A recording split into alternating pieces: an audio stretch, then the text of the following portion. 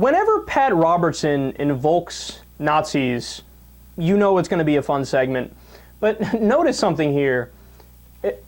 This is one of those times where, and this happens fairly often, but this is one of those times where Pat is wrong about every claim that he makes. You know, the liberals, the so-called socialists, the progressives, they've moved away from God. And when you move away from God, then you say, we're humanists. And then as a result of humanity and rejecting God, you have the orgy of the French Revolution, you have the guillotine cutting off the heads of thousands of people. You have the same thing going on now in Europe. You had it under the Nazis. Why can't we come back to the fact that God loves people? There are so many errors in that little, 30-second clip, it's impossible to keep up.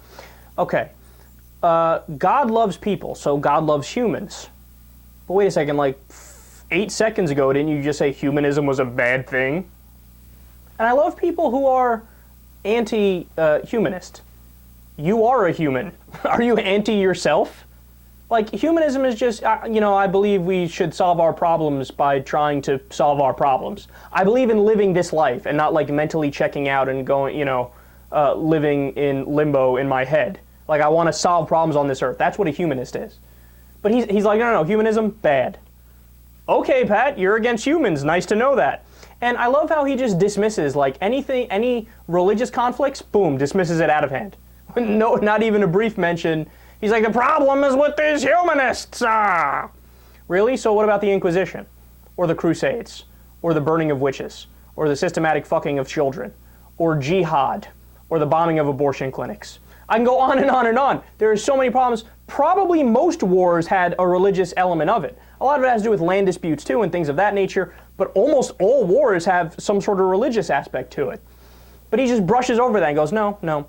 And then I love how he lumps in modern-day liberals, progressives, and socialists. Now, of course, there are distinctions between those things, but Pat Robertson just lumps them all together because, fuck it, why not? I'm Pat Robertson. I don't need to abide by facts or definitions.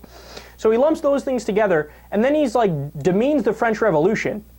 Meanwhile, the French Revolution, it was part of the Enlightenment era. Just like in the United States, our revolution is part of the Enlightenment era, where we tried to base a government on reason, as opposed to just a monarchy where we go, that's the king and everybody shut the fuck up and you don't have a say in your own life. The king rules everything. But he demeans it like it's a bad thing. Goddamn democracy came along and I gave people rights and whatnot. I don't like that. All right, Grandpa Pat, but you're not making a strong case here. And then finally, he lumps Europe in with the Nazis. He's like, modern day Europe is all humanist. And so were the Nazis. Wait, the Nazis were humanists? I think you might misunderstand the Nazis there, Pat.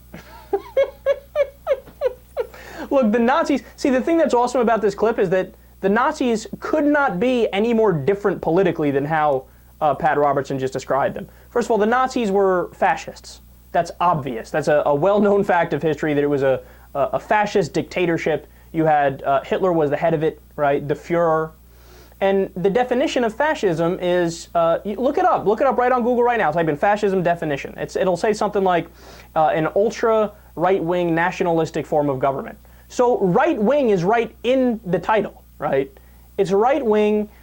They were, most of them were religious. This is another thing that Pat doesn't acknowledge. On their belt buckles in Nazi Germany, it said Gott mit uns. That means God is with us. Right? They shut down all secular institutions. There was a freethinkers institution that they shut down in Germany when the Nazi party rose to power.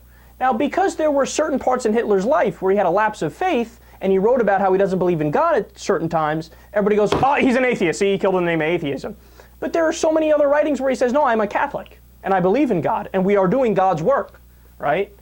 And again, I forgot the exact number, but I looked it up one time for a segment on the show. Over 90% of the people in Germany were religious, were Christian. But Pat Robertson's like, no, they're not Christians, they're humanists. Dude, you couldn't be more wrong about every single claim that you make. And by the way, if you look at the areas of Europe that he's demeaning, right, what do those places have? Well, France, Britain, or the Scandinavian region, Norway, Denmark, Iceland, Sweden, they all have universal health care. They all have a great social safety net so that if you go into poverty, you don't like, the state doesn't say fuck off and leave you behind, right? They make sure you don't like die in the middle of the street.